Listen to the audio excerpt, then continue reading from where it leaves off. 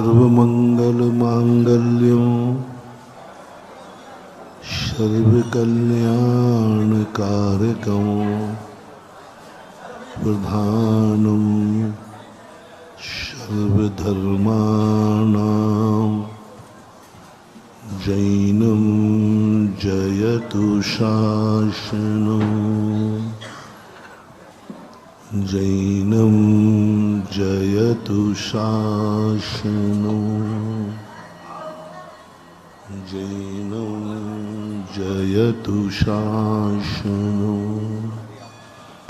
पंच परमेष्टि भगवान की आचार्य श्री गुरुवर कुंद कुंद महाराज की आचार्य श्री गुरुवर विद्यासागर महाराज की परम पूज्य 108 जगत पूज्य निर्यापक श्रमण मुनि पुंगव सुधा सागर जी महामुनिराज की मुनि संघ की विगत दिनों से अपन समझ रहे हैं सिद्धांत के अनुसार और ज्योतिष के अनुसार कभी किस्मत के भरोसे मत रहना, क्योंकि किस्मत कभी ताजी नहीं होती, किस्मत सदा बासी होती है और बासी चीज शुभ नहीं होती है। इसलिए व्यक्ति को कभी किस्मत के भरोसे नहीं कोई कार्य प्रारंभ करना चाहिए, किस्मत का विचार ही नहीं आना चाहिए। यदि संदेह भी आ रहा है तो वो भी गलत है। एक ज्योतिष में आता है, वास्तु में भी आता है, और साइकोलॉजिस्ट जो होते हैं उन्होंने एक बहुत बड़ा सूत्र दिया है। किसी कार्य को प्रारंभ करते समय तुम्हारे मन में सबसे पहले क्या भाव आया,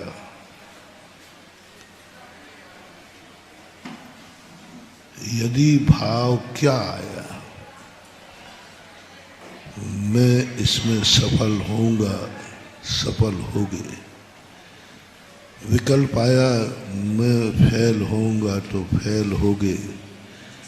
विकल्प आया क्या पता पास होऊंगा या, तो समझ लेना आप दुविधा में ही रहेंगे।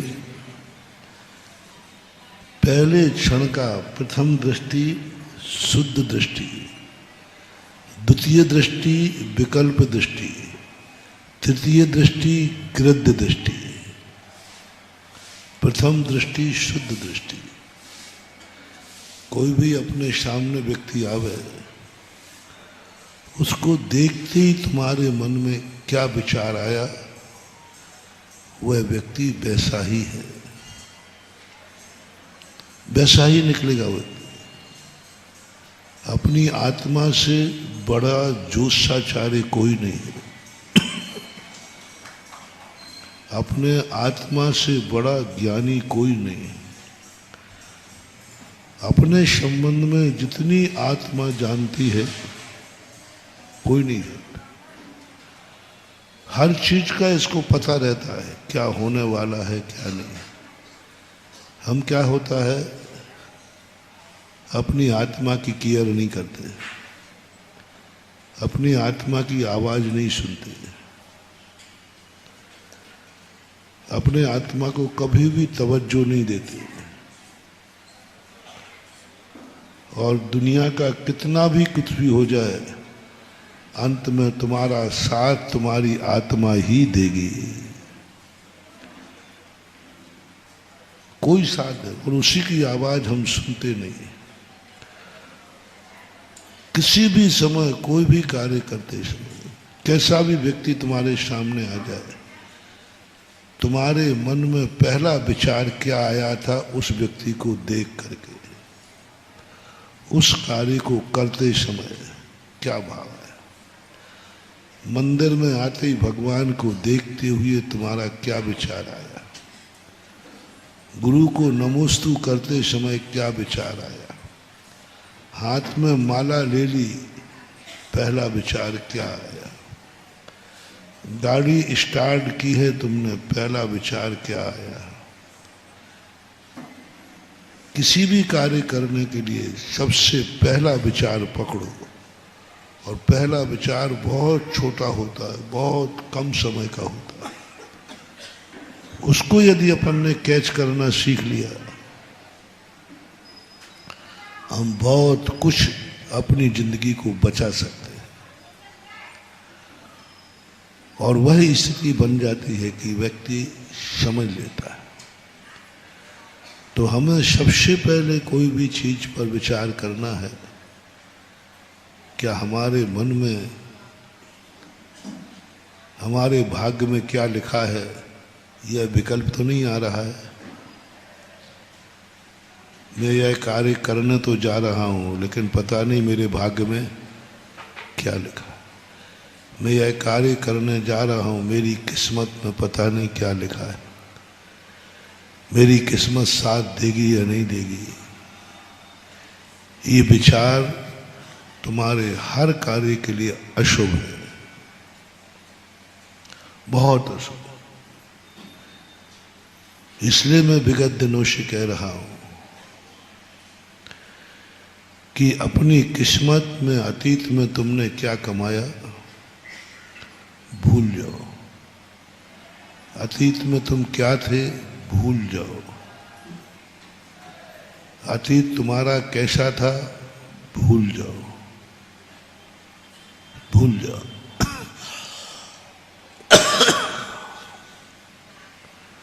और उस संबंध में अपना उपयोग हटा लीजिए।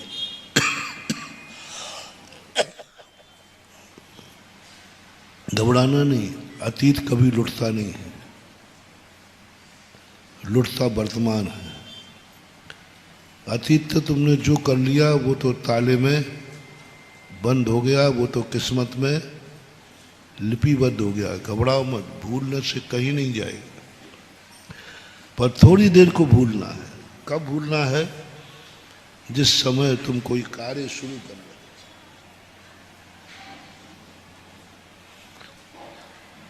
तुम व्रत ले रहे हो, चाहे भली दीक्षा भी ले रहे हो। दीक्षा लेते समय ये भाव आ गया कि मेरी किस्मत में क्या लिखा है पता नहीं, मैं ये दीक्षा पाल पाऊंगा या नहीं, पता नहीं मेरी किस्मत में है कि नहीं। सब खत्म। हाथ की रेखाएं देखने का भाव आया, देखना रेखा मेरे किस्मत में मुनि दीक्षा है कि नहीं, मेरी किस्मत में ये व्रत ले रहा हूं है कि नहीं। सब खत्म। बहुत बड़ा हमारा डाउनफॉल हो जाता है, हमारी शक्तियां त्रोहित हो जाती है। हम बनना भी चाहें तो नहीं बन पाएंगे, क्योंकि हमारी किस्मत में क्या लिखा है। यानी तुम अतीत की जिंदगी से वर्तमान की जिंदगी चलाना चाह रहे हो। अतीत के किए हुए कृत्य पर अपनी जिंदगी चला रहे हो। और मैं 2 दिन पहले कह चुका हूं, ऐसे लोग बिगड़े रईस कहलाते हैं, बिगड़े रईस कहलाते हैं। और इन बिगड़े रईसों की क्या दुर्दशा होती है, ये तो आप लोग हमसे ज्यादा जानते हैं। और इसी के लगा हुआ एक मोटिवेशन और है,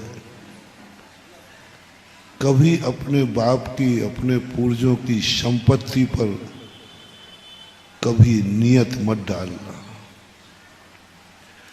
उससे जिंदगी जीने का भाव मत लाना।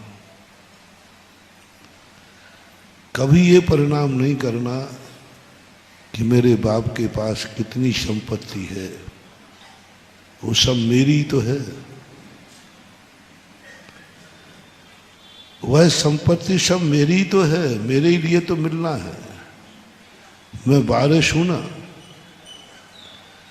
कभी भूल कर ये परिणाम अपने दिमाग में मत लाना। पिता की संपत्ति को ये मत कहना ये तो मेरी है, मुझे ही मिलना है। मैं तो एक बहुत अच्छे पिता के यहाँ जन्मा हूँ, करोड़ों अरबों की जायदाद है, जमीन है। ये सारा परिणाम हमारी जिंदगी की विनाशकारी है, अमंगल है। तुम कभी किसी कार्य में सफल नहीं होगे, तुम कभी 2 रुपया भी नहीं कमा पाओगे, क्योंकि तुम्हें अपनी बाप की वसीयत का अहंकार है। तुम अपने पिता की वसीयत को अपना मानते हो, ये दोष तुम्हारे में है। यह दोष तुम्हारी जिंदगी को खत्म कर देगा। तुम्हारी जिंदगी में ऐसा पुण्य था कि माटी छूते और सोना हो जाता, लेकिन जैसे तुमने अपने पिता की वसीयत के कहा ये मेरी तो वसीयत है, उसी दिन अब सोना छुओगे और माटी होगा। ये सबसे बड़ा अपशकुन है जिंदगी का, बहुत बड़ा अपशकुन। और ये सारी दुनिया करती है। तुम और कोई तुम्हारी जिंदगी में अपशकुन नहीं, तुम बहुत पुण्यवान हो। तुम जैन कुल में जन्मे हो, बहुत पुण्यवान हो। बस ये 2 बीमारियां तुम्हारी हमने खोजी है। तुम इतने पुण्यवान, तुम्हारा इतिहास उठा के देख लिया, तुम्हारा सब कुछ देख लिया, तुम बहुत पुण्यवान हो। पुण्यवान नहीं होते तो मनुष्य नहीं बनते, पुण्यवान नहीं होते तो भारत में जन्म, पुण्यवान नहीं होते तो तुम जैन नहीं होते, और पुण्यवान नहीं होते तो आज हमारे सामने नहीं बैठे होते। पुण्यवान नहीं होते तो हमारा प्रवचन भी मैंने अभी 2 दिन पहले कहा था, ये प्रवचन मैं नहीं बोल रहा हूं, तुम्हारा सौभाग्य बुलवा रहा है। इसको पॉइंट करना। साधु के वचनों को प्रवचन ही मत मानना, मंत्र बनाया करो, मंत्र नीति बनाया करो। मैं प्रवचन दे रहा हूं, मैं अपनी एनर्जी दे रहा हूं, मैं 1.5 घंटे तक गला सुखा रहा हूं, पसीना आ रहा है, लेकिन सत्य ये है कि मैं प्रवचन नहीं दे रहा हूं, तुम्हारा पुण्य प्रवचन करा रहा है। यदि तुम्हारा पुण्य नहीं होता तो मैं बोलना भी चाहूं तो तीर्थंकर केवल ज्ञानी हो गए, जिनके कोई पाप कर्म बचा नहीं, अंतराय कर्म बचा नहीं, मोहिनी कर्म बचा नहीं, ज्ञानावरणी का क्षय हो चुका है, दर्शनावरणी का क्षय हो चुका है, सर्वज्ञ बन चुके हैं और 66 दिन तक मौन बैठे हैं। हम तो मान लीजिए किसी कारण रुक सकते हैं, कोई भी कारण बन सकता है, लेकिन तीर्थंकर के लिए तो कोई कारण नहीं है। सर्वज्ञ बन गए, वो बहुत बड़ा प्रमाण है। सर्वज्ञ भगवान को कौन रोक सकता है? ज्ञानावरणी, दर्शनावरणी, अनंत चतुष्टय प्राप्त कर लिया, लेकिन 66 दिन तक भगवान महावीर स्वामी बोले नहीं। उनको केवल ज्ञान श्रावणवदी एकम से 66 दिन पहले हो चुका था। भगवान महावीर स्वामी की केवल ज्ञान की तारीख देख लेना, 66 दिन पहले केवल ज्ञान हुआ। आज तक कभी ये नहीं हुआ। केवल ज्ञान होते ही एक अंतर मुहूर्त के अंदर अंदर भगवान का उपदेश करता है, होता है। 66 दिन तक नहीं बोलते। 3 लोक में तहलका मच गया। उस समय सागर वाले लोग भी बैठे होंगे, जीव तो हो गई कम से कम। अरे ऐसे थोड़ी कि अपन लोग कोई पहले थे ही नहीं, हम भी होंगे तुम्हारे साथ, ऐसी बात नहीं। होंगे होंगे। मुझे तो भाव आता है, और मुझे आप लोगों पे, आप लोगों का पंचम काल में अंधेरी रात में मुनि महाराज के प्रवचन सुनने की रुचि है। नियम से कभी ना कभी तुम्हें शवोषण में जरूर गए। वहां की आदत अभी आई है, ये आदत है, आदत है। नहीं महाराज जी आए प्रवचन सुनने चले, कौन बुलवा रहा है? कभी तुमने भगवान की वाणी सुनकर के रस लिया होगा, वो संस्कार तुम्हें प्रेरित कर रहा है। और मुझे तो बहुत बार आता है कि मैं भगवान के समोषण में भगवान की वाणी जरूर सुनी होगी, पर सुनो तो सही। सागर वाले जैसा नेचर वाला रहेगा। सागर इस समय संवेदनशील स्थिति में है, सारे भारत के लोग कह रहे हैं संवेदनशील है। कौन किस समय अच्छा मान जाए, कौन किस समय बुरा मान जाए, कौन कौन सा शब्द हंगामा मचा दे और कौन सा शब्द हंगामा, हाँ संवेदनशील से ही बोलते। एक शब्द को अभी हंगामा मचा दे,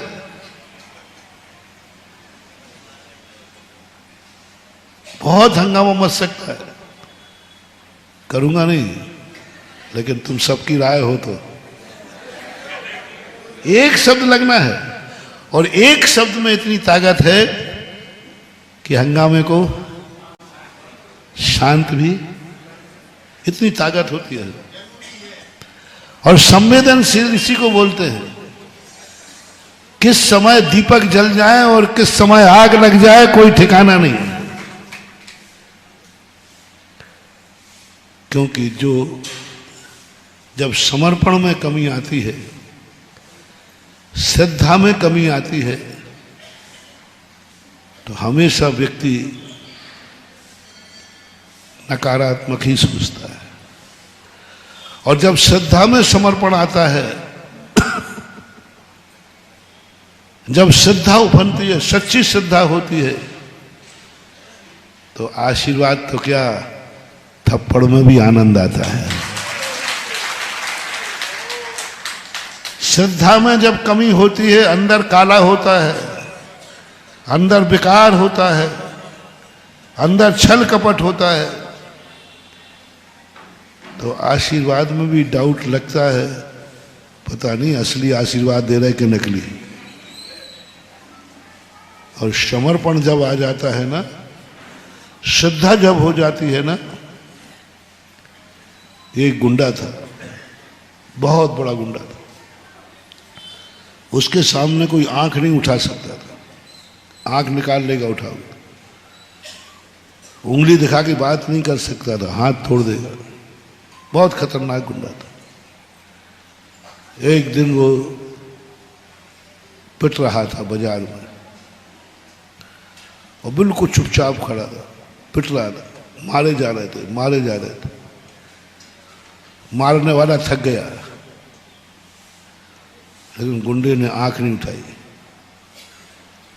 बाद में जब वो मारने वाला थक के भाग गया, तो वो कहते हैं दोस्त यार आज तुझे क्या हो गया, पिटता रहा और तू कुछ बोला ही नहीं। बोले चुप बैठ, बाप मार रहा था।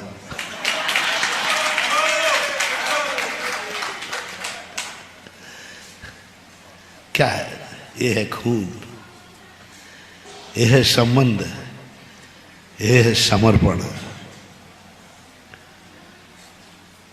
जो कोई आंख उठा दे तो आंख निकाल दे, और भरे बाजार में पिट रहा है और वो खुद आंख नहीं उठा रहा, तो वो पिटने के बाद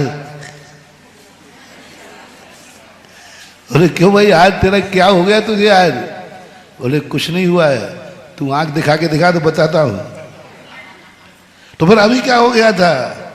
बोले वो पापा मार रहे थे।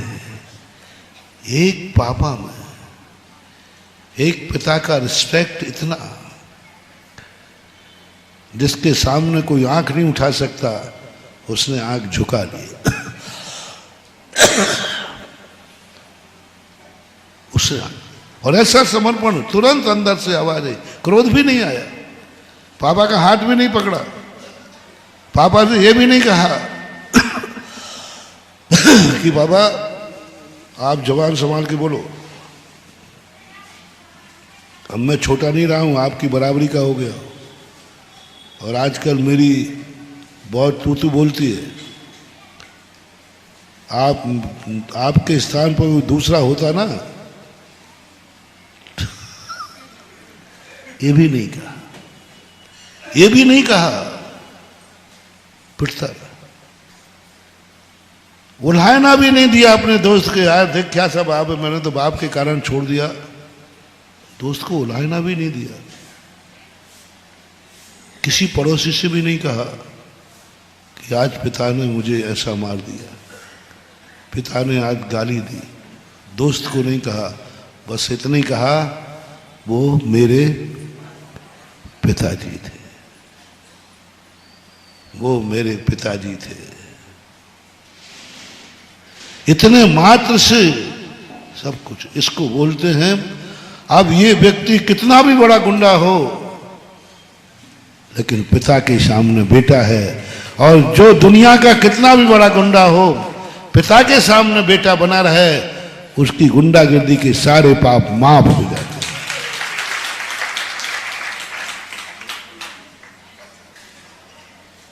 कन्हैया जी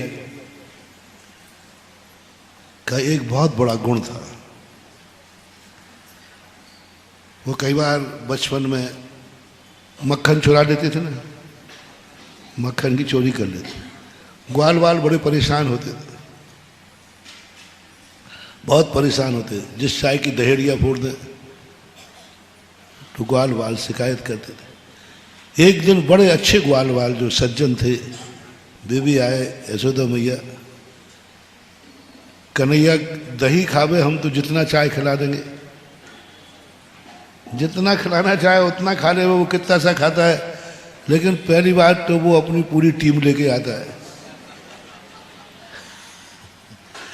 कन्हैया के सारे दरवाजे खुले थे, किसी के दरवाजे पहुंच जाए, नंदगांव में कन्हैया के लिए कोई दरवाजा बंद, हर माँ उसको चाहती थी, हर माँ उससे प्रेम करती थी, और अभाग्य, लेकिन कन्हैया कहते नहीं, मेरे दोस्तों को मैं नहीं छोड़ सकता।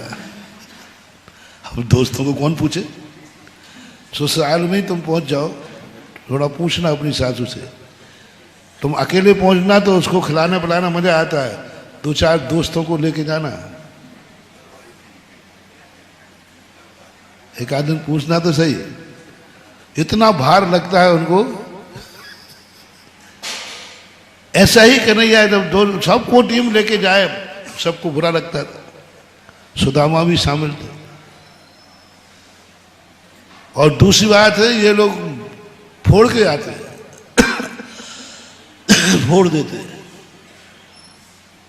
तो एक दिन यशोदा मैया थक गई शिकायतें सुनते सुनते, और एक दिन बुलाई लिया, बोले बोल तू क्यों दहेड़ी, घर में दही कम है क्या, कितना दही खाना है तुझे बता, क्या दही की कमी है, दोस्तों को खिलाना है, चल खिला, कितना खिलाना है। लेकिन बच्चों को चोरी के माल का आनंद अलग ही होता है। जैसे आप लोगों को भीड़ में महाराज की पीठ छूने का आनंद होता है ना, शांति से बैठे हो तब मजा नहीं है, जब जम की धक्का फेर हो रही हो उस समय जुड़ा, अरे मैं पैर छूने का आनंद नहीं है। आनंद किसका है, भीड़ में मैं छू के आ गया, ऐसे मैं शांत बैठूं तो कोई नहीं आता, और खूब जम की भीड़ रही, किसी को अंदर नहीं जाने दिया जा रहा हो, उस समय तुम जरूर अंदर आने का सोचोगे और फिर दिखाओगे, देखा किसी का प्रवेश नहीं था, लेकिन मेरी इतनी पहुंच है कि मैं प्रवेश कर गया। भीड़ में घुसने का अर्थ और कुछ नहीं महानुभाव। उनको दिखाना चाहते हो कि मेरी पहुंच कितनी है, किसी को नहीं जाने दिया, और भीड़ में पैर छूते। आनंद अलग होता है, वो तुम जानो। तो कन्हैया कहता, मां तू क्या जाना है, दहेड़ी फोड़कर खाने का आनंद क्या है, तो तू क्यों फोड़ता है। तो कन्हैया जी तो कन्हैया थे, क्योंकि ऐसा बताते हैं नीति में कि उनका 7 माह से थे। 7 माह से बच्चे के पास एक्स्ट्रा बुद्धि होती है, और 7 मास में जन्मे थे इसलिए बच गए, नहीं तो कंस उनको भी निपटा। क्योंकि वो तो सोच रहा था अभी 2 महीने बाकी हैं, क्योंकि वो उसका कुछ संकल्प था ऐसा।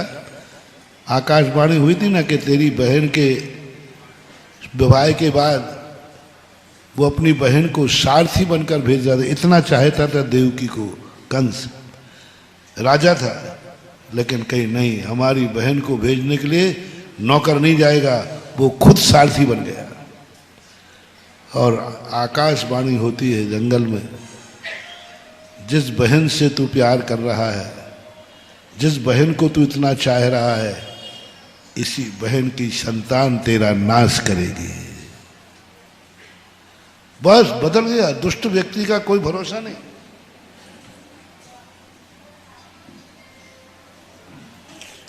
सपेरे की मौत सांप से ही होती है। दुष्ट व्यक्ति कभी समर्पित हो जाए तो मत समझना कि समर्पित है। दुष्ट व्यक्ति प्रेम करे तो मत समझना कि इसका प्रेम किसी भी दिन बदल सकता है, किसी भी दिन। एक आकाशवाणी हुई और कंस तुरंत रथ से नीचे कूद करके और दोनों को हथकड़ी डाल दी। वो तो मारने वाला था, वो मारने वाला था, लेकिन किस्मत थी कि दोनों को हथकड़ी डाल करके जेल में बंदी बना दिया। सगी बहन और सगे जीजा जी को पहले ही दिन रास्ते में गड़बड़ हो गया था, और इतना ज्यादा उसने विद्रोह, कितने किसी ने समझाया। दुष्ट व्यक्ति यदि समर्पित हो जाए, दुष्ट व्यक्ति यदि तुम्हें चाहने लग जाए, तो मत समझ लेना कि उन्होंने दुष्टता का त्याग कर दिया है। मत समझना कि यह समर्पण है। एक क्षण लगेगा, तुरंत वो अपनी दुष्टता पर उतर आएंगे। कंस तो दुष्ट था ही, लेकिन सब यही सोचते थे कि ये इतना सारथी बन रहा है, जो अपने रथ में साधुओं को जुतवा करके रथ चलवाता था, इतना निर्दयी था। आज वो सारथी बन के जा रहा है। लेकिन ऐसा पलटा कि जेल में डाल दिया, और हर 7-8 बच्चों को मार चुका। कुदरत ने कन्हैया को 2 महीने पहले जन्म दे दिया।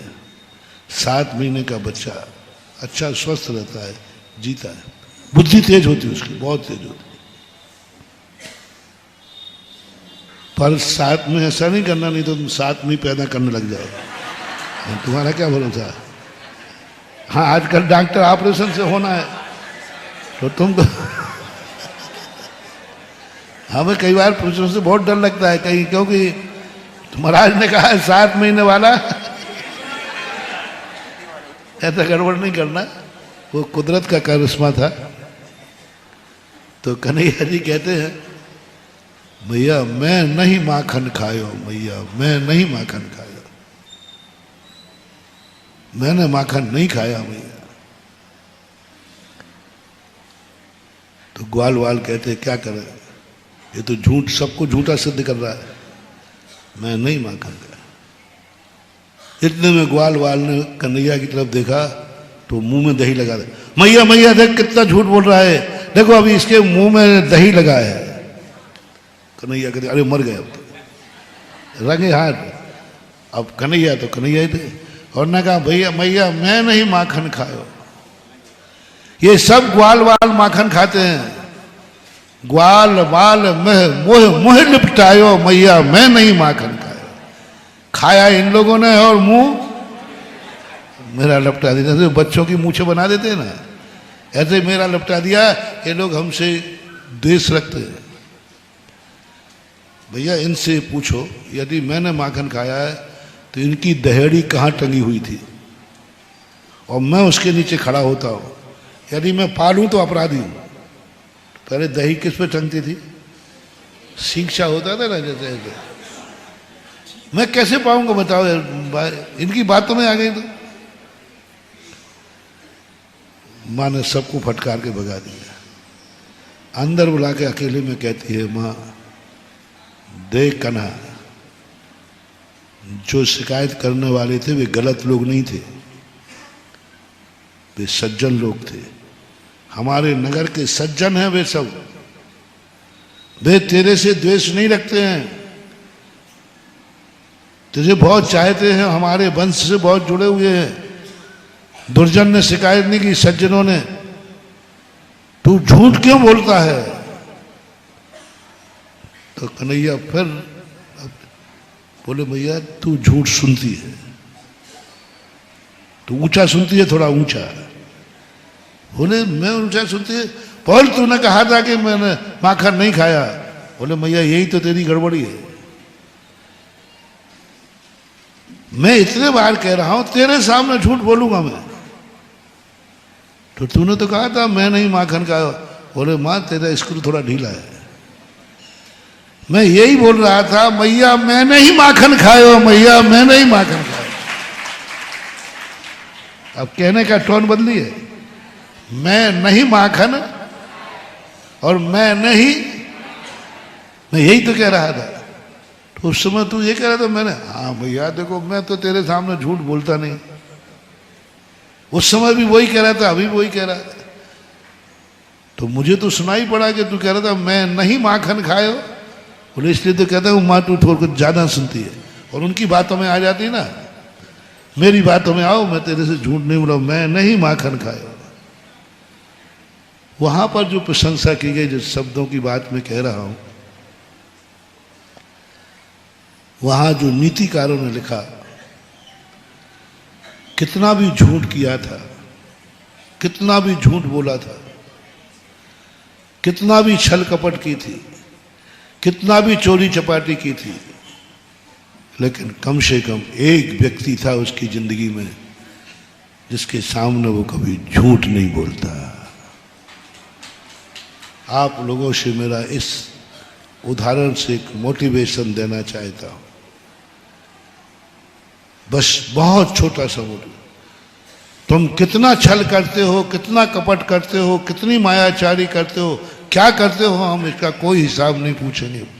बस एक व्यक्ति चुन लो तुम जिसके सामने कभी झूठ मत बोलना, छल कपट मत करना।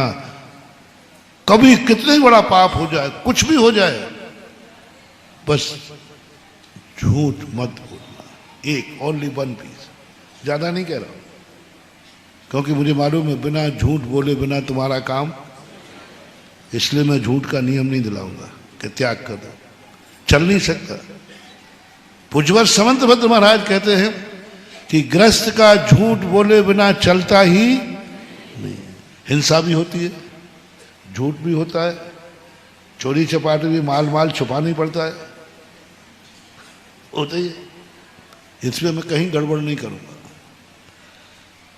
बस इतना सा मेरा कहना है अपने भक्तों से कि इस दुनिया में एक व्यक्ति चुन लो जिसके सामने अंतर चेतना से, ऊपर से नहीं, ऊपर से मत करना, कोई दबाव नहीं दे रहा, कोई व्यक्ति का नाम नहीं ले रहा। बस एक नियम लेना है जिंदगी में, मैं इस व्यक्ति के सामने झूठ नहीं बोलूंगा, छल कपट नहीं करूंगा, मायाचारी नहीं करूंगा, इसके प्रति मैं कभी क्रोध नहीं करूंगा, इसके सामने कभी मैं मान नहीं करूंगा, इसके सामने कभी मैं मायाचारी नहीं करूंगा, लोभ नहीं करूंगा। एक ओनली वन पीस, एक ओनली बात, एक सबके लिए कह रहा हूं, जो लाइव में बैठे सुन रहे वो भी सुने। चयन तुम्हारे ऊपर है, मैं किसी का नाम नहीं ले रहा। भगवान हो, गुरु हो, माँ हो, पिता हो, पत्नी हो, भाई हो, बेटा हो, XYZ, चारों कषायों में से एक भी कषाय, बस मैं जिंदगी में कैसी भी परिस्थिति आ जाए, कितनी भी प्रतिकूलता आ जाए, फलाने व्यक्ति से कभी क्रोध नहीं करूंगा, कभी नहीं करूंगा, चाहे भली वो मुझे लाते मारे, चाहे मेरे प्राण ले लेवे, चाहे मेरा सर्वनाश कर दे, लेकिन मैं उस व्यक्ति पर क्रोध नहीं करूंगा। उसका नाम तुम अपनी जिंदगी में लिखो, बता सको तो मुझे बता देना, नहीं बता सको तो कोई बताना जरूरी, अपनी आत्मा में रखना। एक ओनली। कितने अरब की जनता है यहां? 1.25 अरब है, और विश्व की 8 करोड़ 8 अरब के लगभग है। अनंत भगवान है, अनंत बहुत गुरु हो गए। हम बिल्कुल भी तुम्हें कितनी बड़ी छूट दे रहा हूं, सबके साथ तुम्हें क्रोध करो, मान करो, माया करो, लोभ करो, मात्र एक जिंदगी में सुनना है अंदर चेतना से उस पर मैं कभी क्रोध नहीं करूंगा, चाहे भली वो मेरे प्रतिकूल हो जाए। एक व्यक्ति पर विश्वास करो जो मेरा कभी अहित नहीं कर सकता। एक व्यक्ति बनाना है अंदर से, ज्यादा बड़ी चीज नहीं कह रहा हूं। क्या संसार में कोई व्यक्ति है तुम्हारा जिस पर तुम्हें विश्वास हो कि ये कभी मेरा अहित नहीं कर सकता? जहर भी देवे तो भी कोई कहेगा भाई वो जहर दिया है तुम्हें, तो भी तुम्हारी आवाज क्या निकलना चाहिए? ठीक दिया है जहर, लेकिन वो व्यक्ति मेरा अहित नहीं कर सकता। चाणक्य बस यही पूछता था, चंद्रगुप्त को जहर देता था, शायद मैंने कहीं कहा था, चंद्रगुप्त को चाणक्य जहर देता था, प्रतिदिन जहर पिलाता था भोजन के साथ। 6 महीने तक जहर पिलाया, 180 दिन। चाणक्य तड़पता था, रोता था, गिड़गिड़ाता था, पैर पड़ता था, क्योंकि जहर इतना कड़वा था, इतना कड़वा था, और वो भी भोजन में डाल के खिलाता था, अपने हाथ से डाल के खिलाता था, और सामने कहता रहे सामने खाओ। एक दुश्मन भी और आतंकवादी भी हो गए ना, वो भी इतना कठोर नहीं हो सकता, उसको भी दया आ जाए। जहर खिलाता था, जहर सीधा, और सामने खड़े होकर के, और चंद्रगुप्त तड़पता था, पैर पकड़ता था, गिड़गिड़ाता, गुरुदेव बस एक ही बात पूछता था, चंद्रगुप्त मैं कौन हूं? बोले गुरु, क्या मैं तेरा हित कर सकता हूं? चंद्रगुप्त एक ही बात बोलते थे, नहीं गुरुदेव, बस पी जाए। फिर एक बात पे से जहर बंद हो सकता था।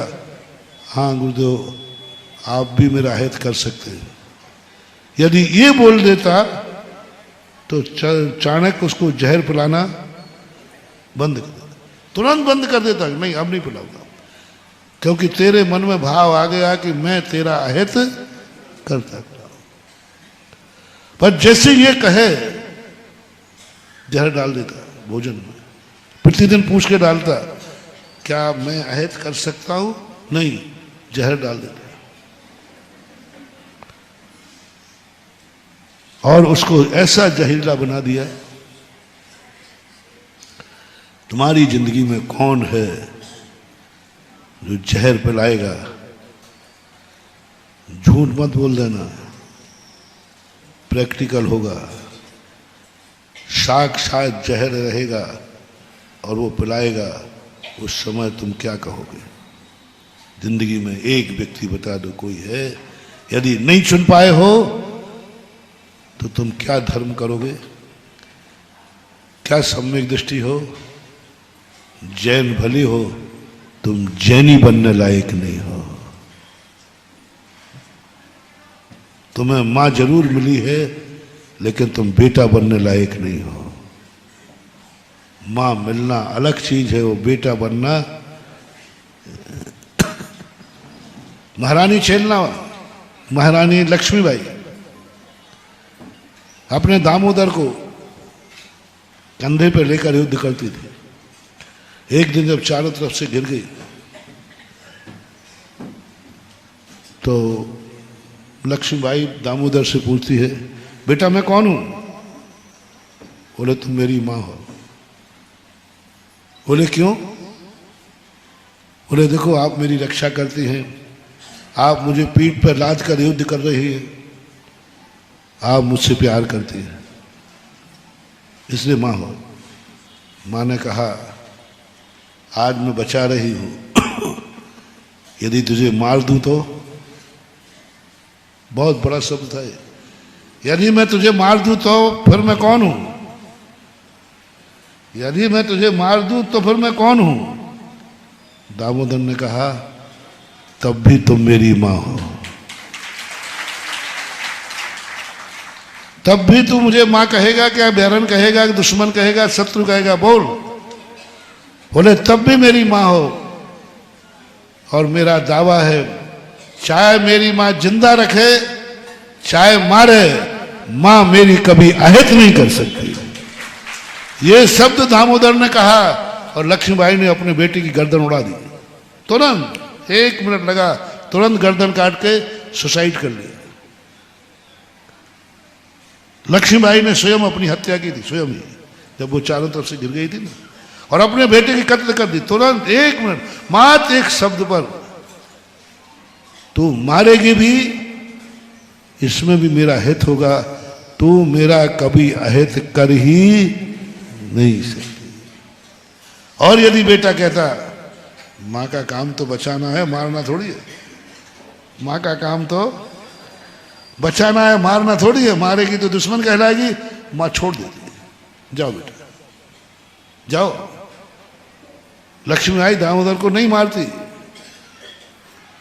दामोदर को मरना पड़ा इसलिए मात्र एक शब्द पर, मां मेरा अहित नहीं कर सकती। बोलो रे तुम लोग जिंदा रहना चाहते हो कि मरना चाहते हो? अभी थोड़ी चतुर्मास बैठ गया है,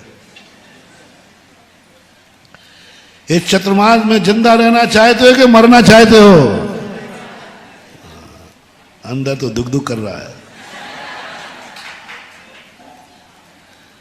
क्या बात है, कैसा होता है समर्पण। हम बचाने वाले को मां मानते हैं, और बेटा वो है जो मारने वाली मां को भी वो मां मानता है, क्योंकि वो मां है। तुझे मार दिया इसने, बोले कोई बात नहीं, क्योंकि वो मां है। मां कभी अहित कर ही नहीं सकती। कितना बड़ा सोचा होगा लक्ष्मीबाई ने मारते समय बेटे को, कि मारने में ही हित है, अन्यथा दुश्मन इसको पकड़ेगा, क्या हालत करेगा, क्या बनाएगा, इस राजवंश का खून क्या बनेगा, राजवंश के विरोध में लड़ेगा, पता नहीं क्या क्या सोचा होगा, मार दिया। और महारानी ने सोचा अब मुझे बेटे की हत्या का पाप नहीं लगेगा, क्योंकि बेटा मारना भी हितकारी समझता है, कभी बेटे की बद्दुआ मत लेना। अब बेटा बद्दुआ नहीं देगा, बेटे की बद्दुआ मत लेना, चाहे बेटे को छोड़ देना, क्योंकि बेटे की बद्दुआ बहुत खतरनाक होती है, नरकों में जाके फैलती है बेटे की बद्दुआ। इसलिए चाहे भले कुछ भी हो, बेटा बद्दुआ देवे और बेटे को छोड़ देना कोई मतलब नहीं है, जो उसकी किस्मत होगी। लेकिन वो बेटा चाहिए जो मारने पर भी कहे तब भी मेरी मां रहोगी। अब हत्या का दोष नहीं लगा उसे, अब वो बेटा बैरी नहीं बनेगा। क्या दुनिया में है कोई व्यक्ति तुम्हारा जिस पर तुम कभी क्रोध नहीं करोगे? कभी क्रोध नहीं करोगे। एक व्यक्ति चुनना। परिस्थितियां आएंगी, परिस्थितियां आएंगी, क्रोध की परिस्थितियां आएंगी, प्रतिकूलता आएगी। एक व्यक्ति कोई चुन सकते हो जिसके सामने तुम मान नहीं करोगे। तुम्हें महसूस नहीं होगा कभी भी कि मेरा अपमान हो रहा है। जैसे उस गुंडे को, आज उस गुंडे की प्रशंसा मैं क्यों कर रहा हूं? गुंडा था वो, लेकिन आज साधु के द्वारा प्रशंसा क्यों हो रही है? एक बात पर कौन पीट रहा है? मान कहां गया? इतना माने कि तूने आंख क्यों उठाई मेरे सामने, तेरी आंख निकालूंगा। इतना मान कसाई, इतना क्रोधी, बीच चौराहे पर बाजार में जूते खा गया और आंख नहीं उठाई। ऐसी गुंडा होकर के भी उसका कल्याण हो जाएगा। कम से कम दुनिया में एक व्यक्ति तो है जिसके सामने वो मान नहीं कर रहा है। एक व्यक्ति तो है जिसके सामने उसको क्रोध नहीं है। अब उसके 100 खून माफ है, 100 बुराइयां माफ है। तुम्हें भी कर रहा हूं, तुम्हें भी एक बहुत बड़ा सूत्र मोटिवेशन दे रहा हूं। चुन लो एक कोई व्यक्ति जिसके सामने तुम कभी मान नहीं करना। वो कितना भी तुम्हारा अपमान करे, कितना भी अपमान करे, लेकिन तुम्हें क्या सोचना है? परसों बताया था ना, जिस पर तुम्हारा समर्पण है वो यदि लात भी मार दे तो क्या कहना है? क्या कहना है? क्या समझाओगे? समझाओगे क्या? सामने वाला कहेगा बड़ी महाराज की बातें करते थे, गए थे आशीर्वाद लेना, जम के गली ला आते। हाँ, सारी दुनिया यही देखती है। सारी दुनिया ने निंदा की कि देख बेटे ने मूर्खता की, अपनी मां से कहा कि मारने के बाद भी हम तुम्हारे, तू मेरी मां रहेगी। मर गया ना। जब कभी हम या पिता अपने व्यक्तियों की उतारता है तो तुम लोग क्या करते हो? मजे लेते हो। कई बार हम प्रवचन में किसी को डांटते हैं ना तो पेपर वाले बड़े मजे लेते हैं। एक बार मैंने राजस्थान के मुख्यमंत्री को डांट रहा था। अब मैं तो जान रहा था कि भाई वो अपना भगत है, अपना भगत है। हम यदि किसी को डांटे तो समझ लेना मैंने उसको अपना मान लिया है। और कभी डांट नहीं पड़ी हो जिसको, और मुस्कुरा के मैं आशीर्वाद देता हूं, समझ लेना, समझ लेना कि अभी मेरा प्यार उस पर नहीं गया। हाँ, बहुत अच्छा, बहुत अच्छा। ये मैंने आप लोगों से सीखा। एक आप लोगों से सीखा। एक बेटे ने, एक बहुत अच्छा जोक था। 2 बेटों का रामचंद्र नाम था, हो सकता है बेटों का नाम। तो उसका पिता जब पड़ोसी का भाई, उसका दोस्त, दोनों दोस्त थे, और जब वो आता था तो बेटा का पिताजी क्या कहते? बेटा रामचंद्र जी आ गए। पड़ोसी के बेटे को, इसके मित्र को। और जो इसका ओरिजिनल बेटा आता था, क्यों रे रमुआ, क्यों रे रमुआ आ गया? उसको आग लगती थी कि मेरा बाप है कि इसका बाप है। ये मेरा बाप है कि पड़ोसी को बेटे को देखा, बेटा रामचंद्र जी आ गए, जी लगाता था बाप। और अपने बेटे को, तो एक संत के पास गया, बोले बताओ संत जी, मेरा बाप ओरिजिनल तो है कि नहीं? बोले बेटा क्या बात है? बोले मेरे पापा पढ़ो, मेरे दोस्त को रामचंद्र जी कहते हैं और मुझे क्या कहते हैं? और अच्छा शब्द बोलते हैं, जी भी तो बहुत की बात रही, क्यों रे कहाँ गया था, क्यों रे ये चीज कर, बस उल्टा गलत शब्द बोलते हैं। संत ने समझाया, बेटा बस यही समझना है तुझे, यही समझना है तुझे, बसियत किसको मिलेगी? रामचंद्र जी को कि रमुआ को? कल से मैं तेरे पिता से रामचंद्र जी कहलवाऊंगा, क्योंकि वो मेरे भगत है। मैं कह दूंगा बेटे को रामचंद्र जी कहना, पर शर्त एक है, बसियत नहीं मिलेगी। चाहे रामचंद्र जी कहलवा ले या बसियत ले ले। बताओ रे मेरे श्रोताओ, क्या चाहिए? बाप से जी कहलवाऊंगा, मैं भी जी कहूंगा। शर्त एक है, बाप की बसियत नहीं मिलेगी। कोई हाथ उठा रहा है? बाप से सम्मान दिलाओ, देख ले, पिताजी कहेंगे रामचंद्र जी, श्री और लगवा दूं, लगवा दूंगा। मैं तो पिता तो मेरे भक्त है, मैं तो कह दूंगा आज से अपने बेटे को बोलना है श्री श्री 108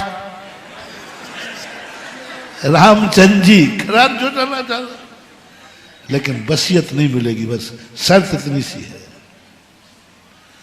और ना श्री लगेगा, ना जी लगेगा, ना रामचंद्र लगेगा, रमुआ लगेगा, और पूरी 7 पीढ़ी की बसियत तेरे नाम होगी। क्या चाहिए? क्या चाहिए? क्या चाहिए? हाँ महानुभाव, सदा एक ही बात कहो, बाप मुझे सदा रमुआ कहता रहे, मुझे जी नहीं चाहिए। और ये दूसरी कला मैंने आप लोगों से सीखी। मैं पहले इतना ज्यादा समझदार नहीं था, अब हो गया हो, कि आप लोगों ने कहा महाराज ये मेरे पापा है, और दूसरा महाराज ये मेरे पापा जी हैं, तो मैं समझा कि ये पापा जी जिसको कह रहा है ये ओरिजिनल पापा होंगे और ये कोई अड़ोसी पड़ोसी होंगे।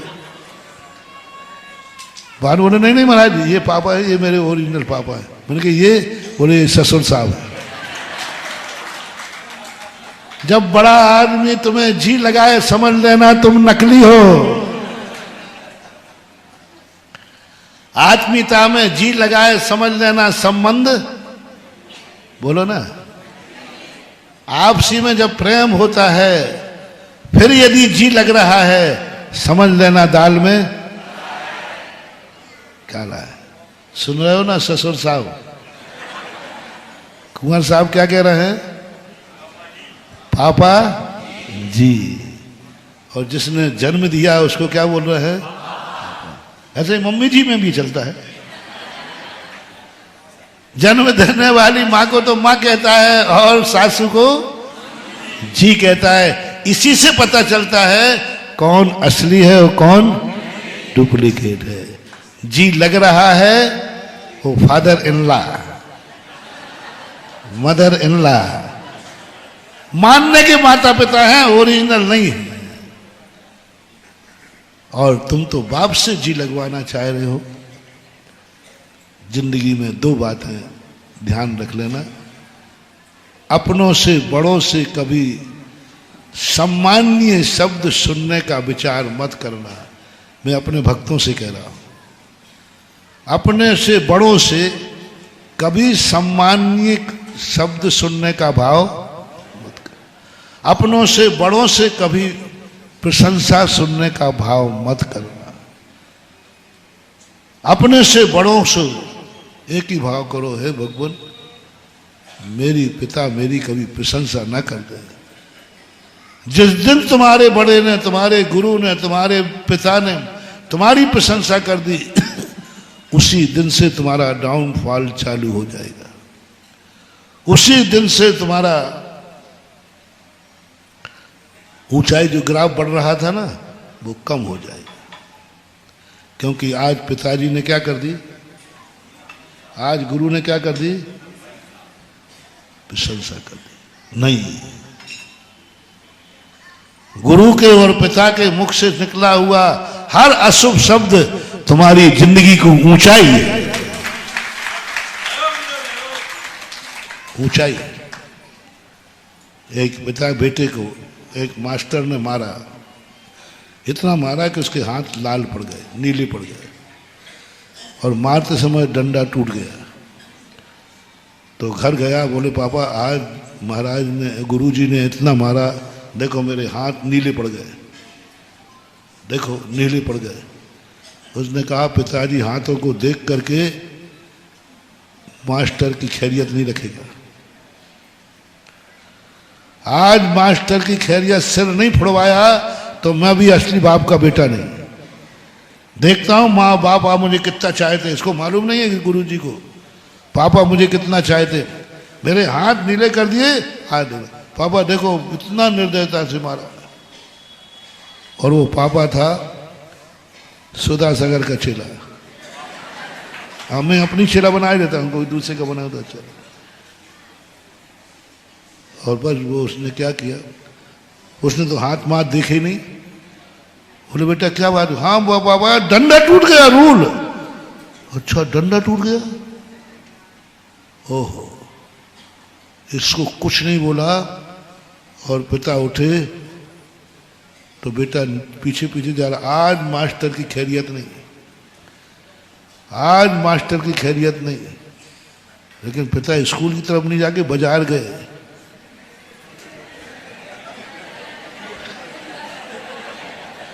और बाजार जाकर के क्या किया मालूम? एक रूल खरीदी। बोले ये रूल क्यों खरीदा है? अच्छा इसी रूल से मारेगा महाराज को। बेटे ने सोचा इसी रूल से मारेगा मास्टर साहब को, क्योंकि उसने मुझे मारा है ना।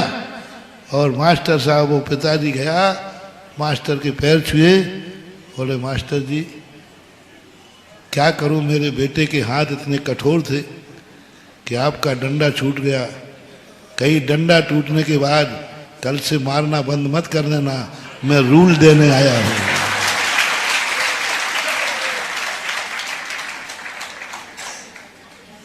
मैं ये रूल देने, आपकी टूट गई ना, मैं देने आया हूं। और ये भी टूट जाए तो गुरुजी मारे धम्म धम्म छम छम। ये कब तुम्हें समझ में आएगी रे बेटों के बाप? और ये कब समझ में आएगी बापों के बेटों को? रूल भेंट कर रहा है, आंखें खुल गई उसकी कि ये तो मामला उल्टा और हो गया। इससे अच्छा नहीं बताते तो कम से कम रूल टूट गई थी तो कल से। यदि तुम सही अपने बेटे के हो, चाहते हो, तो कभी इस प्रकार, और तुम यदि सही बेटे हो तो छोड़ दो कि मैं किसी एक व्यक्ति के सामने कभी मान नहीं करूंगा।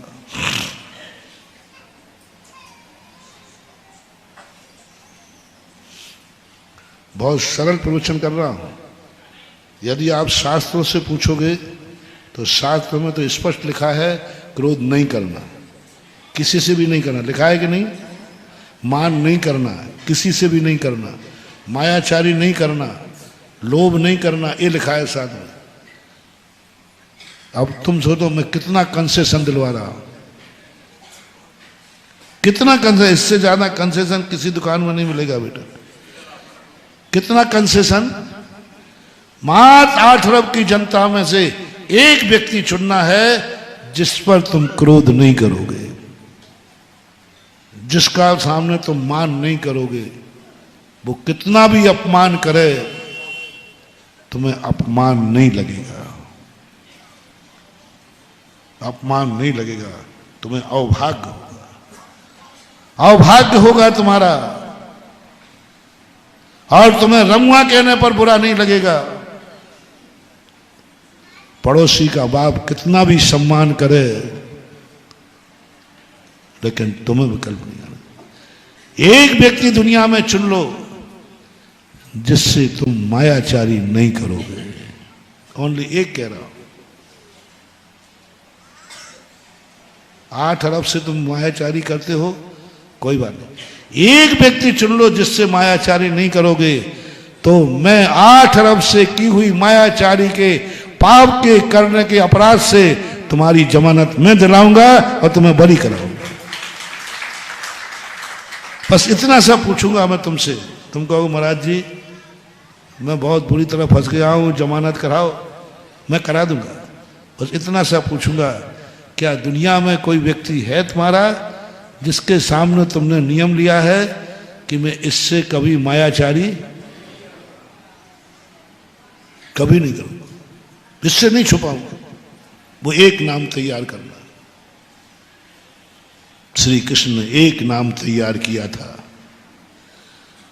सबसे झूठ बोला, सबसे कुछ बोला, लेकिन श्री कृष्ण का नियम था जब मां अकेले में पूछेगी तो मैं मां से झूठ, मैंने ही माखन खाया मैया, मैंने ही माखन खाया,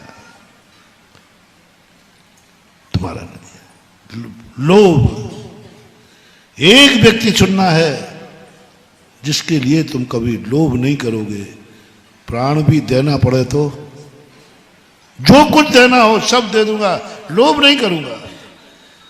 यदि उसको किसी जीव की जरूरत है, एक व्यक्ति कह रहा हूं, वो भगवान भी चुन सकते हो, भगवान को भी ले सकते हो, कोई आपत्ति नहीं, गुरु को भी ले सकते हो, मां पे कोई भी, एक व्यक्ति जिसके लिए तुम कभी लोभ, उसके लिए तुम्हें कुछ भी करना पड़े।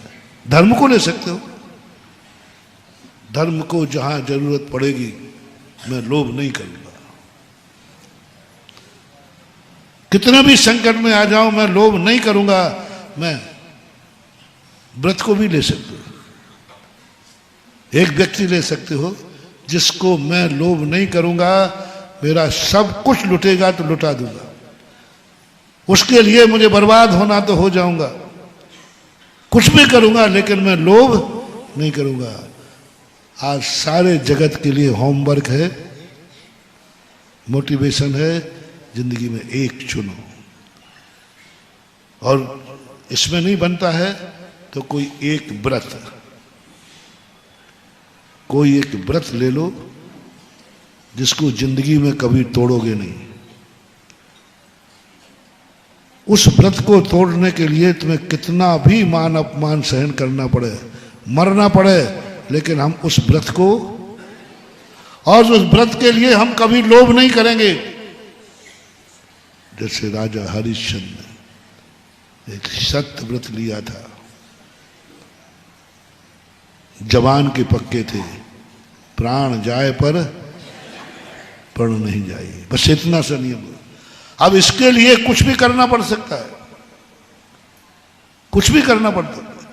अपने बेटे को वनवास भेजना पड़ता था, भेजेंगे, दशरथ ने भेजा, प्राण जाए पर। कितने प्यारे थे रामचंद्र जी। दशरथ जी कोई जोरू के गुलाम नहीं थे, कैकेयी के गुलाम नहीं थे, मात बचन के गुलाम थे।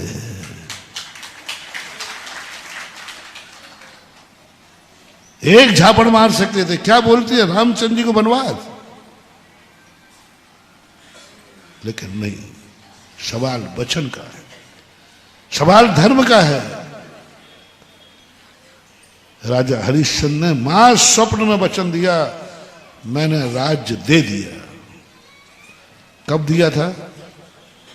स्वप्न में दिया था, साक्षात नहीं। सुबह उठकर राजा हरिश्चंद्र जब राजगद्दी पर नहीं बैठे, वो जाने लगे। बोले कहाँ जा रहे हो? बोले राज्य मेरा नहीं, मैंने दान में दे दिया। कब दिया? मंत्री जी पूछते राजा साहब कब दिया? आप तो जब भी दान बोलते थे हमें नोट कराते थे कि हमने यहाँ दान कब दिया, हमें तो मालूम ही नहीं। रानी साहब को मालूम होगा, रानी साहब को बुलाया, रानी कहती मुझे तो पता नहीं। तो हरिश्चंद्र कहते हैं मुझे पता है, मैंने दिया है, मैंने दिया है। पत्नी दावा कर सकती थी, आप पूरा क्यों दे सकते, आधा मेरा है। पत्नी को गर्व किया, ऐसा पति है मेरा, धर्म के लिए राज्य त्याग रहा है, और वो भी स्वप्न में दिया हुआ राज्य, स्वप्न में दिया हुआ राज्य छोड़कर चले गए। राजा हरिश्चंद्र की सुन लो कहानी, काशी में जाके बिके तीनों प्राणी। क्या था, स्वप्न में था। अरे स्वप्न तो स्वप्न ही होता है, स्वप्न तो स्वप्न ही होता है, उसमें क्या विकल्प करना। किसको पता था? नहीं, राजा हरिश्चंद्र का नियम था, धर्म से धोखा नहीं करूंगा, धर्म से झूठ नहीं बोलूंगा, चाहे भले वो स्वप्न में भी क्यों ना हो। मैं और जब तीनों प्राणी बिकते हैं, गजब, जब मैंने हरिश्चंद्र की कहानी पढ़ी और पत्नी की जब दुर्दशा हुई, पत्नी को एक माली के यहाँ नौकरी करना पड़ी, एक बार भी उसकी पत्नी ने टोका नहीं, कहाँ के पति पड़ा चक्कर में, आज कहाँ रानी बनकर के मेरे पिता ने उभाया था और उसने धर्म के कारण आज मुझे नौकरानी बना दिया, एक बार नहीं। हमेशा एक ही भाग करती थी हरिश्चंद्र की पत्नी कि दुनिया में तो ऐसे पापी लोग हैं, ऐसी पापी पत्नियां हैं जिनके पति पापों के कारण से सड़क पे आ जाते हैं और नौकरी करना पड़ती है पत्नी को। पति किसमें मस्त है? शराब में, नाली में पड़े, ऐसे सागर में भी मिल जाएगा। पत्नियां कमा के ला रही हैं, बच्चों को पाल रही हैं, और पति क्या कर रहा है? ड्रिंकर है, शराब पी करके नालियों में पड़ा है, और पत्नी बेचारी कमा रही है, नौकरी कर रही है। ऐसे भी पापी लोग हैं, ऐसे पापी लोग हैं जिनको वनवास जाना पड़ा जुआ के कारण, बन बन की ठोकरें खाना पड़ी, किसके कारण? जुआ के कारण। मैं कितना पुण्यशाली हूं कि मेरे पति के धर्म के कारण से मुझे नौकरी करना पड़ी। हद तो जब हो जाती है जब राजा हरिश्चंद्र के बेटे को सर्प ने डस लिया, मर गया। और राजा हरिश्चंद्र कहाँ नौकरी कर रहे थे? मरघट में, छान डाल के मरघट में नौकरी कर रहे थे। जब ये पहुंची है पत्नी, हरिश्चंद्र कहते हैं टैक्स दो। टैक्स दिया जाता था पहले, अभी भी परंपराएं कुछ गांवों में हैं कि अर्थी ले जाते तो मरघट के पहले रखते हैं, वहां को टका डालते हैं, फिर अर्थी उठा के ले जाते हैं। ऐसा कई गांवों में अभी देखा जाता है, होता है ना। अर्थी को थोड़ा रख लेते हैं, कुछ डालते हैं, वो कुछ नहीं, वो हरिश्चंद्र का टैक्स है। वो हरिश्चंद्र ने कहा मैं जिसकी तरफ से नियुक्त हूं, मैं चांडाल के यहां नौकरी करता हूं, टैक्स दो। पत्नी कहती मेरे पास क्या है, आपको खुद मालूम है। बोले मैं जिसकी नौकरी करता हूं उससे 2 नंबर की काम नहीं करता। जब आंचल फाड़ करके उसके बाद तो कफन भी नहीं था, राजा हरिश्चंद्र ने अपनी पत्नी का आंचल फाड़ते हुए बेटे का कफन जब उड़ाया, तब उसको दफनाना की बात कही गई। किसके कारण से? तो इसलिए मैं कह रहा हूं कि धर्म के कारण से सही, कोई एक धर्म तो ले लो जिसके लिए तुम लोभ नहीं करोगे। एक कोई व्रत, मरना पड़े तो मरोगे। कैसे एक कौवे के मांस पर अमर हो गए? एक कौवे का मांस त्यागने पर कथा लिख दी गई, एक मछली का त्याग कर दिया और ग्रंथ लिख गए। यहां तो कभी मछली तो क्या मांस का नाम ही नहीं सुना, खाया ही नहीं, पर अपन पे कोई कथा नहीं लिखी गई। बताओ कौन कौन यहां मछलियां खाता है बैठा हमारे प्रश्न में? अरे महाराज जी आप भी कैसी बात कर रहे हैं, नहीं खाते, मैं खुद ही बोल दूंगा। पर सर हमें संदेह ये है, एक मछली के त्याग करने वाले पर कथा लिखी गई, शास्त्र लिखा गया, और तुम जैनियों में एक भी मछली नहीं खाते हो, फिर भी पुराण क्यों नहीं लिखा गया तुम्हारे ऊपर? कौए के मांस त्याग करने पर कथा लिख दी, जो अभी 2 दिन पहले कहा था। एक दिन की हिंसा का त्याग किया, कथा लिखी गई साहब। कुछ नहीं महानुभाव, उसने एक नियम था, एक मछली का त्याग नहीं था उसका, एक कौवे के मांस का त्याग नहीं था। उसने किया था, इस व्रत के लिए मैं कभी भी, कितना भी मेरा व्रत को तोड़े, मैं कभी क्रोध नहीं करूंगा कि मैंने कहां का व्रत ले लिया। इस व्रत के लिए मैं कभी मान नहीं करूंगा, इस व्रत के कारण मेरा अपमान हो रहा है। इस व्रत के लिए मैं कभी मायाचारी नहीं करूंगा, जैसे आप लोग करते हो। रात्रि भोजन त्याग है ना अभी तो हाथ की रेखा दिख रही है, और बाहर आए तो उजेला था, अब अंदर आके अंधेरा हो गया तो मैं क्या करूं? वो कहता नहीं, मैं लोभ नहीं करूंगा, मरूं तो मर जाऊंगा, और मर गया। कोई व्रत ले लो एक, जिस पर क्रोध नहीं, मान नहीं, मायाचारी नहीं, लोभ नहीं। कोई 5 पापों में से एक पाप कर लो, मैं इसकी कभी हिंसा नहीं करूंगा। उसका नाम बताओ, उसका नाम बताओ जिसकी तुम हिंसा नहीं करोगे, मन से, वचन से, भाव से। हिंसा की परिभाषा वहां प्राण लेना ही नहीं है, विपरीत चलना भी हिंसा है, दुख देना भी हिंसा है। एक व्यक्ति जिसके तुम हिंसा नहीं करोगे, जिससे तुम झूठ नहीं बोलोगे, जिसके लिए तुम चोरी नहीं करोगे, जिसके साथ कभी इंद्रियों के विषय को विषय नहीं बनाओगे, जिसके लिए तुम्हारा परिग्रह पाप नहीं करोगे, एक व्यक्ति, कैसे भी रूप में एक चुनना है। यदि एक भी चयन हमारी जिंदगी में हो गया तो हम मोक्ष तो तुम्हें नहीं भेज पाएंगे, लेकिन ये वायदा करता हूं तुम्हें नरक और त्रियंच नहीं जाने दूंगा, इतना तो कर दूंगा, वहां से बचा लूंगा। लेकिन तुम एक तो चुनो, एक तो कहीं से विचार करो।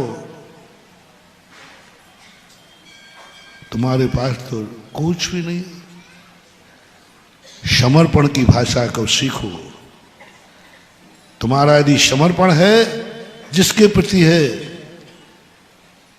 आप मुंह उठा के महाराज हमारा समर्पण है, अरे सागर वालों तुम्हारा समर्पण है कि नहीं?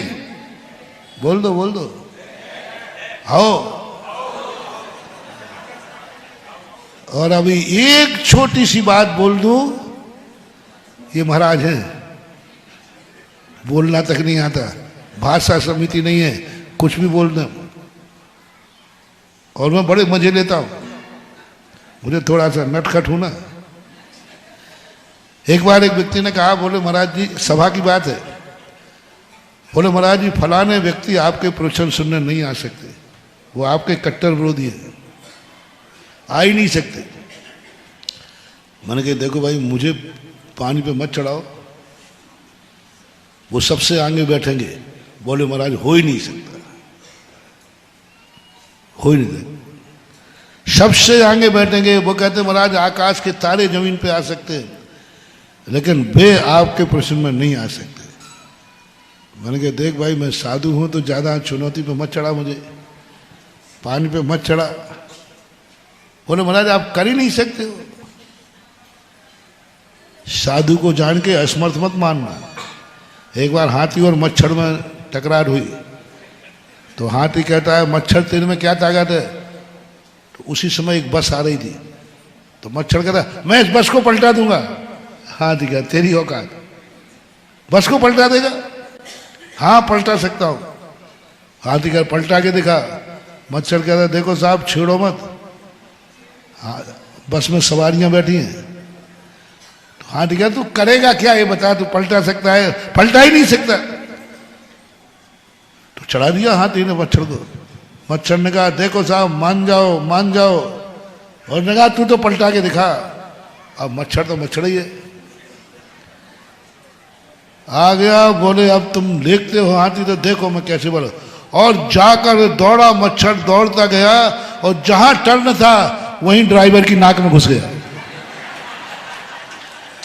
और जैसे ही नाक में घुस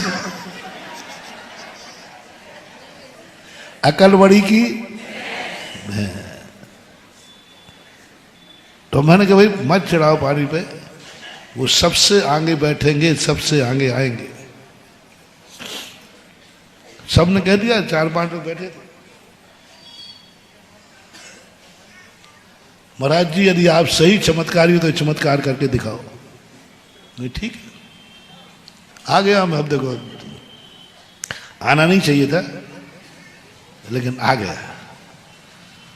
मैंने अपने 3 दिन 8 दिन कम चला, प्रवचन की शैली बदल दी। बहुत मीठी हो भव्य जीवो, भगवान आत्माओं, मुमुक्षुओ, ये सभा नहीं है भगवानों की सभा है। हमें एक एक आत्मा में भगवान दिख रहा है। परम बीतरागी ओ हो आहा आनंद, ओ भगवान। ऐसा मीठी वाणी बोली, सबको मैंने भगवान बना दिया। और जैसे हल्ला हुआ तो वो कहते हमने पहले ही कहा था हमारे गांव में आते महाराज सुधर जाएंगे। लोग कहते थे महाराज पर कान जी कोई विरोधी हैं। देखा हम लोगों का प्रभाव, महाराज सुधर गए ना, वही भाषा बोल रहा जो अपन बोलते थे। और जैसे ही हल्ला हुआ सब कंजाई उठा गए। मैंने कहा ओहो क्या भगवान चेतन आत्मा, हा हा हा आनंद है। मोह स्वतंत्र निश्चल निष्काम, ज्ञाता दृष्टा आत्म राम। 8 दिन चलाया मैंने, यथार्थ है क्या। अब मैंने कहा कि ये नकली प्रवचन और नकली भक्तों को कब तक बैठा रहूंगा। तो मैंने 8वें दिन कहा कि भाई एक पेपर में छप रहा था फलानी राशि में ये है, फलानी राशि में आज ये है, आज ये है, आज ये है। अंतिम 8वें दिन छपा कोई 7 दिन से आपको मूर्ख बना रहा है। फिर मैं ओरिजिनल पे आया, दूसरे दिन सब भाग गए। फिर मैंने चतुर्मास किया, अब मेरे ओरिजिनल भक्त बैठे हैं।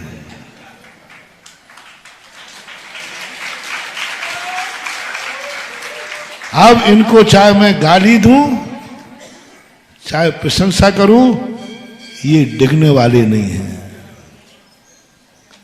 हाँ मैं भी नकलियों को कैसे भगाना है वो मैं जानता हूं। इसलिए कई लोग कहते हैं महाराज हम तो आपके सामने बिल्कुल बालक है, समर्पण है, सब कुछ है। तो मैं कहता हूं एक आध परीक्षा तो करूं। तो मैं 2-4 शब्द ऐसे बोल देता हूं, उतने में वो, और जो असली समर्पित होता है महाराज चाहे आशीर्वाद दो, चाहे थप्पड़ मारो, चाहे लात मारो, चाहे जिंदा रखो, चाहे मारो, आप जो कुछ भी करोगे हमारे हित में करोगे।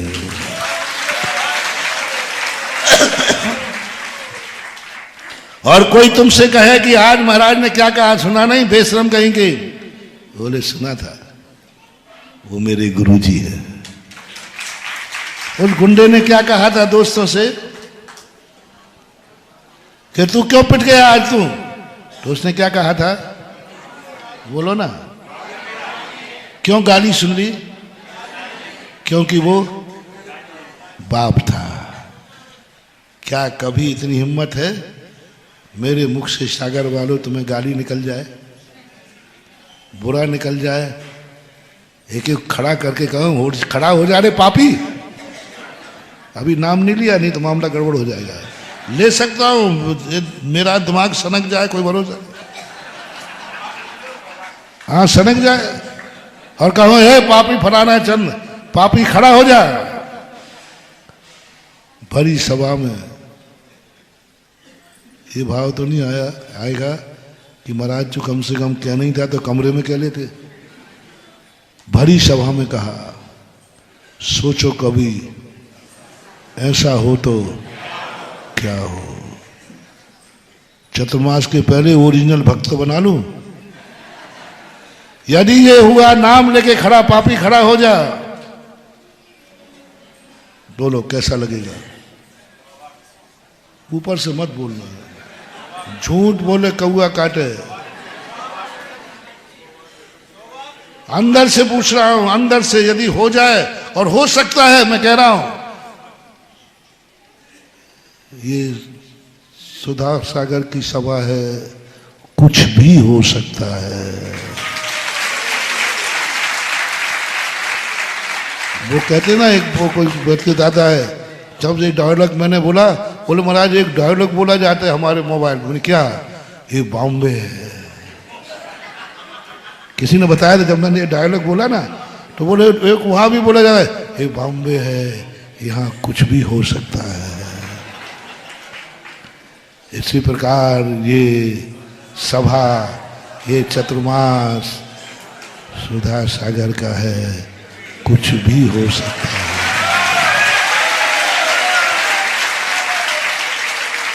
कुछ भी हो सकता है। तैयार हो? कुछ भी हो सकता है। पर बाद में मत कहना, बाद में मत कहना रे कि महाराज आपने पहले नहीं बताया था। डंके की चोट पर कह रहा हूं, कुछ भी हो सकता है। प्रवचन में आने वालों कान खोल के सुन लो, कुछ भी हो सकता है। किसी भी दिन निकल सकता है। रे पापी खड़ा हो जा। थोड़ा खम्मे की आड़ में बैठा करो। कुछ भी हो सकता है। कल के दिन फिर बाद में नहीं कहना कि बताओ हमें मालूम नहीं था कि महाराज जी हमारी ऐसी उतारेंगे। बताओ हम इतनी सेवा कर रहे हैं, इतना सब कुछ कर रहे हो, महाराज ने मेरी उतार दी। बाद में मत कहना। आज मैंने पहले से, इसलिए जो कुछ कर रहा हूं चातुर्मास के पहले सब कह लूंगा, इससे बाद में तुम्हें कुछ कहने लायक। पहले ही मैंने कहा था कुछ भी हो सकता है। बोलो जल्दी। तैयार है? सब लोग सोचो कल किसी भी दिन मेरा नाम हो सकता है और पापी खड़ा हो जा। हंसी हंसी मत समझना। देखो मैं फिर कह रहा हूं, यहां हंसी हंसी भी सांची होती हुई पाई गई है।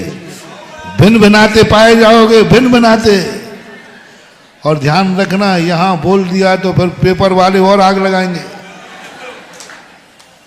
फिर तुम्हें आग लगेगी नहीं, पेपर वाले फिर और आग लगाएंगे, तो नमक मिर्ची छिड़केंगे। वो मैं कह रहा था ना, राजस्थान में मैं भैरव सिंह शेखावत को डांट रहा था। यूं मैं ये मान के डांट रहा था कि अपनी भगत है। और मैंने यहीं से तो अपन साइड में हुए थे कि जिसको मैं डांट दूं समझ लेना उसको मैं चाहता हूं।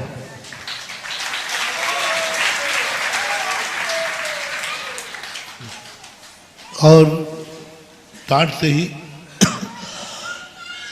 प्रवचन सभा में क्योंकि मैंने कहा था दो व्यक्तियों के लिए कोई स्थान नहीं है, बाप के लिए और वो कहीं भी कभी भी किसी भी समय कुछ भी कर सकता है। बाप और माँ दोनों ले लेना, माँ बाप और गुरु, ये दोनों के दोनों कुछ भी किसी समय हो सकता है। माँ तुम्हारे किसी भी समय प्राण ले सकती है।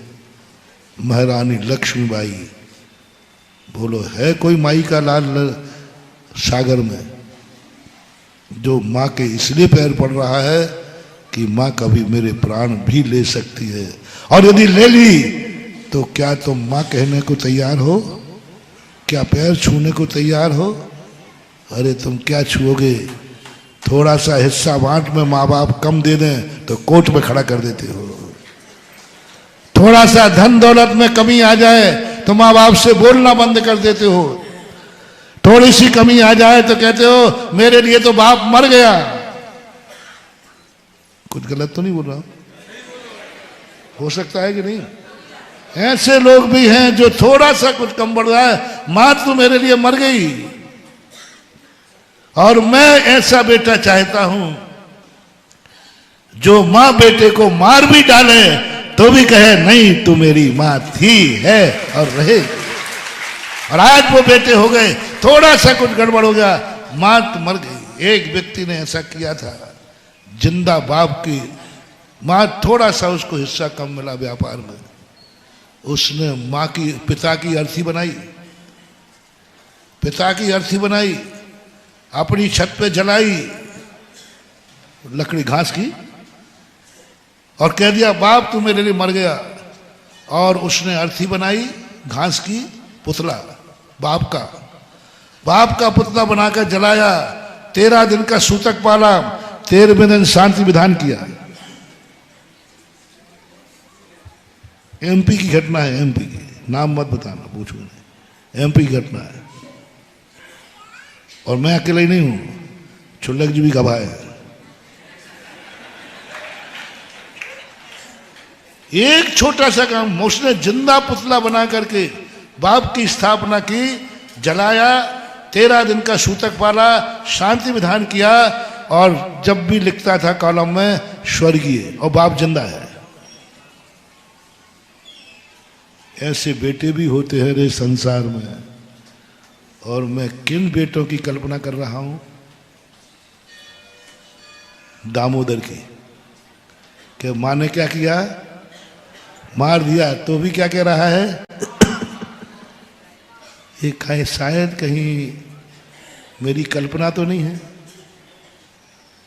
शायद मैं कोई ज्यादा तो नहीं उड़ गया हूं, क्या कोई मैं ज्यादा तो नहीं उड़ रहा हूं?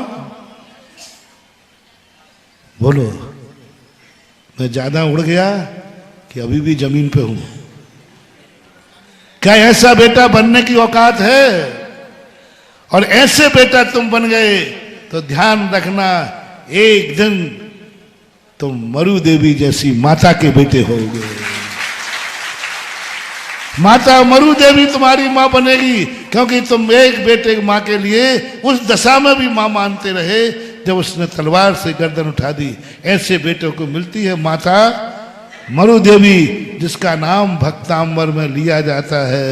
स्त्रीणाम शतानि शतसो जनयन्ति पुत्र नान्या श्रुतम तदुपमम। ऐसे है तुम्हारे, क्या ऐसा समर्पण है तुम्हारा गुरु के प्रति? परखने के तरीके होते हैं। सब लोग कहते हैं महाराज हमारा समर्पण है, समर्पण है। हाँ, मैं दिवाली तक ओरिजिनल सभा तो कर लूंगा मैं, और कितनों को उठाना है, कितनों को बैठा है। भागते फिरोगे, ग्रुप बनाते फिरोगे, ग्रुप के ग्रुप भागोगे। अरे भैया बताओ, महाराज ने भरी सभा में मेरा नाम लेके उतारी है। तो भैरव सिंह समय हो गया, भैरव सिंह शेखावत की मैंने उतार दी भक्त मान करके, क्योंकि मैं गुरु हूं, मुझे तो क्या डर था, वो मुझे गुरु मानते थे। तो मैंने पहले कह दिया गुरु को कोई क्या सभा क्या, तो हमने थोड़ा डांट दिया। अब पेपर वालों ने क्या छपा, मुख्यमंत्री भैरव सिंह को महाराज जी ने कटघरे में खड़ा किया।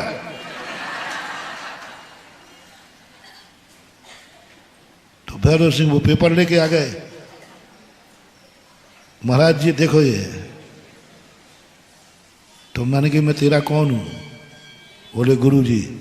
मैंने कहा गुरु किस भी समय कहीं भी कटघरे में करना है, अभी भी वापस लेना हो तो गुरु शिष्य का संबंध वापस कर लो, जब चाहे जब वापस कर लेना। कहीं महाराज पेपर वालों को तो देखो क्या कहा, बोले हमें तो अच्छा लगा आपने डांटा, और पेपर वाला क्या कह रहा है, गुरु जी ने मुख्यमंत्री को कटघरे में खड़ा किया। फिर कैसा लगेगा, फिर कैसा लगेगा? इधर महाराज ने गलत बोला, पापी कहा, उधर पेपर वाले ने और नमक मिर्च। फिर उस समय मेरे प्रति परिणाम क्या होंगे सागर वाले बताओ। पहले तो यही कहा तो कैसा होगा। सब लोग ये प्रैक्टिस कर लेना थोड़ा सा, 3-4 दिन अभी करते जाए।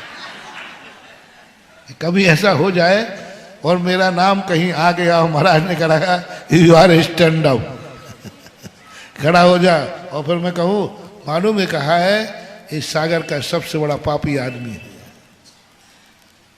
हर व्यक्ति अपनी अपनी छाती पे हाथ रख के आज का होमवर्क करेगा। महिलाएं भी करेंगे, सब करेंगे, कमेटी वाले भी करेंगे, संतोष पटना भी करेगा। अंदर की बात देखो, ऊपर से कह रहे हो हम मालूम है, अंदर से एक आवाज आए, अंदर से आवाज आए कि गुरु महाराज से जो कुछ भी मुख से निकलेगा वही हमारी जिंदगी का उत्थान का कारण बनेगा।